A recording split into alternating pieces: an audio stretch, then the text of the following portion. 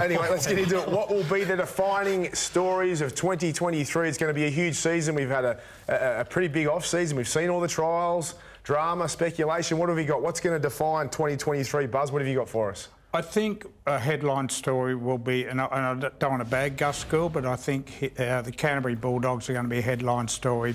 They've had the massive rebuild, and the question mark is whether he can now step away and let Cameron Ciraldo coach the side. Gus has done a terrific rebuild. He's got Kikau, Marnie, Crichton to go with Burton and Addo-Carr. But there is a long, long history of Gus, when he gets bored and when he's done his rebuild, interfering with the coaching of NRL clubs.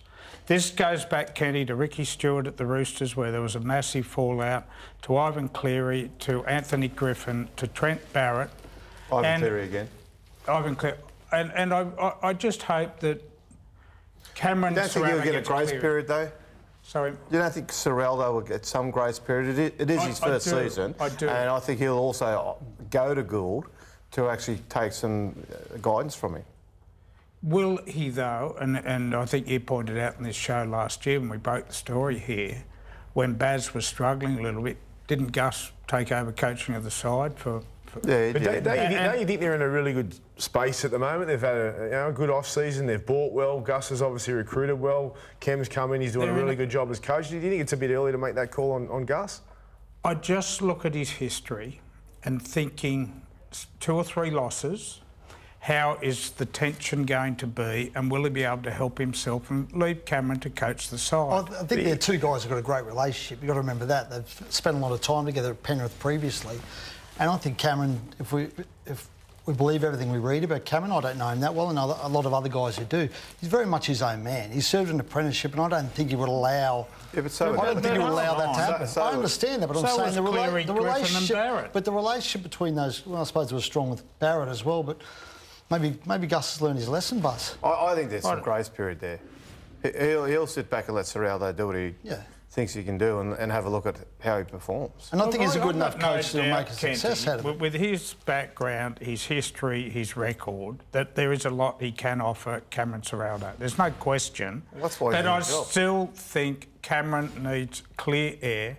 He's got a great roster to put his own stamp on this football team with no interference.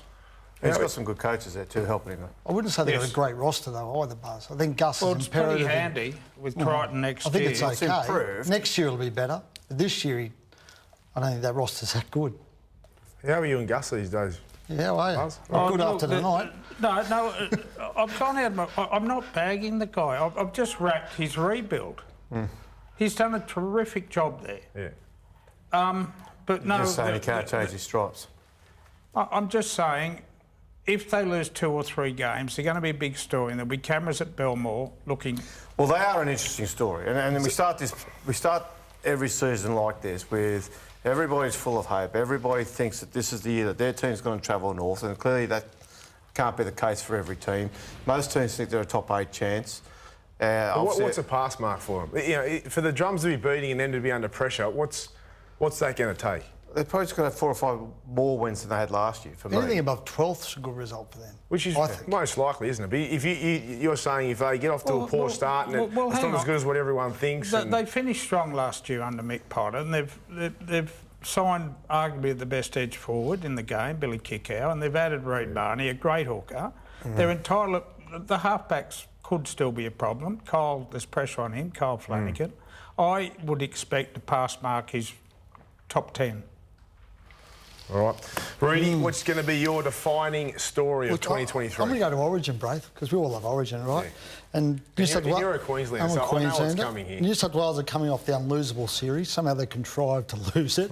Obviously blundered their selections in Origin 1. They came back to haunt and lost the series. Brad Fittler's in the last year of his contract with the New South Wales Rugby League. And, you know, I think if they lose this series, I think they will. I think Billy's got momentum, a bit of wind in the sails. I think Queensland have as well. I think then maybe they've got to move on. They've got to look at another coach for New South Wales. And I think there's a guy coming on later, Craig Bellamy, who might be out of a job next year or might be sitting on the sidelines. And for me, if New South Wales don't look at Craig Bellamy, if he's not coaching Melbourne, I think they've got rocks in their head. What's your prediction? What do you think's going to happen? You're saying this is a defining story. What do you believe? How do you think it's going to play out? I think Queensland will win 2-1. I think New South Freddie Wales be will gone. win. Do you think Fred will be gone? I think he has to be. It's doesn't 12 he? weeks away, Reedy. You don't know that. It's a defining story of the season. And there's a couple of handy players to come back who weren't there last year in Turbo and Latrell, I understand that. who will dominate if they are fit. And I think if those two... Latrell could have been there last year, couldn't he? Well, Freddie didn't bang on his door. He was just coming back from America, hadn't come back for South, and Freddie just went played without late, him. though, in the series. Yes. Josh Addo-Carr might get a start as well this year, I reckon. Well, that'd be handy. Yeah. You don't think there's a chance Freddie will be reappointed before the series? Well, it's possible. It's New South It's an Wales interesting Rugby one. League, They have anything a could new, happen. well, they have a new chairman. There's been all sorts of drama with their board, and Paul Conlon now, the judge, is now the chairman, and the decision will be made.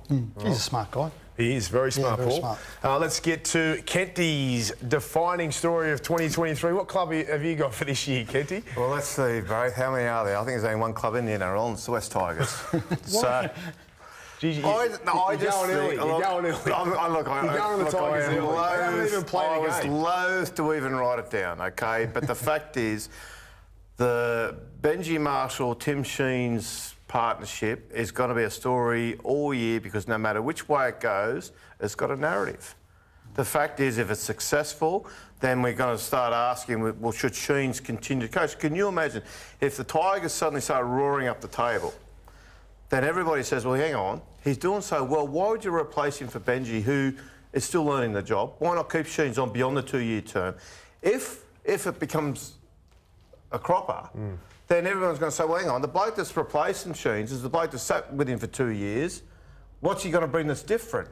And yeah, the other part to it is already there's, yeah, I know the rumour mill in rugby league runs pretty hot, but there's already the talk that they're not agreeing on everything, which is the nature of both men. They're both firm in their ideas. So you're hearing a bit of noise already, are you? Are you hearing? I think there's a few quizzical looks between each other at the moment. I don't think it's a blue. I don't think it's a fallout or anything major. But I think there's already signs that there's slightly different philosophies about how they approach the seasons, and that would be the difference in the men. The Tigers are under huge pressure. They always are, but. Because they've been for so long. Poor for so long. Yeah, and they've made some big calls and some big moves, this being one of them, so that the fans want to see them just heading in the right direction. But the other part of the Tigers is, although they have made some big calls, well done for them for doing that. Are they the right calls? Well, yeah, because they've done it in the past and it's proved to be the wrong call. So that's the other part. Michael Maguire was seen as a sea change, get a hard-edged, experienced coach, and the players simply weren't tough enough to handle Michael Maguire. And in the end, he had a coach with kid gloves, which is not his style. Before that, we had Ivan Cleary there, who went out and really pushed the salary cap and yeah, really had signed some big name players who just didn't live up to their salaries. Therefore, the club was under salary cap pressure, and it took years to fix. So they've tried all sorts of different ways to try and break the cycle, and it's tough. Yeah. And you know, Tim Sheens is talking now about this current young crop of kids coming through and how good they are and how they are going to be the future of the club. 10 years ago when he was the coach of the club and the same questions were put to him, he said, look, you get 2 or 3 out of any grade that go through and play first grade for any extended period of time, you're pretty lucky. The worry is their kids got belted by Canberra on the weekend too, the young guys, so that's a bit of a concern. But I think what they've done right is they've signed the right players. I think, you know, RP, Isaiah Papali, they're great signings. They are. You know, they're heading in the right direction in that respect. Yeah, I'd like to mention Bateman, who I'm told from sources in England that Wigan, although they demanded a transfer fee, weren't all that fussed about letting him go, and his form was nothing like the year he was Dally M's second row forward of the year at the Raiders. Now, to be paying John Bateman, who did have a great year, $800,000, when most edge forwards now are the Ola Kawata, Kikau, Liam Martin, big, strong. I don't think he's got that build anymore. And I'm not sure it's 800k well spent. I might be proven wrong. And the danger with that is that he has come back into the game and he is, for his position, a small forward, and he's played above his weight for so long, and it's a long-term deal to try and get through.